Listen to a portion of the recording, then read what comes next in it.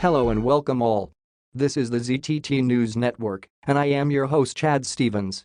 As you may have surmised, we have gotten a significant amount of funding recently as the High Priest has graced us due to our hard work and dedication to becoming the best news outlet on this continent. Our first news topic today will be covering the many recent trade deals that our country has been a part of, ranging from our dealings with the countries of Pyroti, Spartonia, Zamboni, and Libertania, all of which had us coming away happy with the result, with some more than valuable pieces as well in the end. For starters, the fishing dispute with the country of Zamboni has resulted in us gaining the fishing rights of the waters through trade with one of the delegates.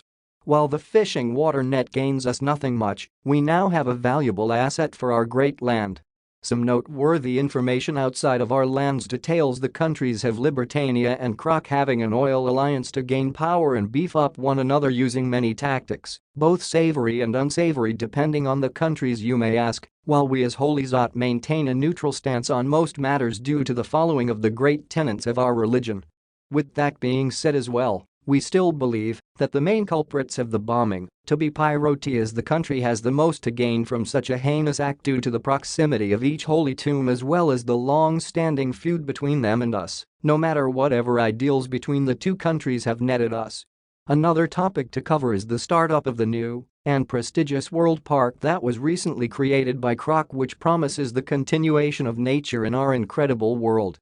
Along with the members of BAMF reaching out to several nations, I hear on the prowl, to get rights to mining on Gilligan's Island, of which we have already been approached, but are deliberating on the matter due to the sanctity of the island for us and others. As far as main breaking news, this wraps up a majority of the events today and any outlier information bits, and we take it over to Richard for the brief weather report.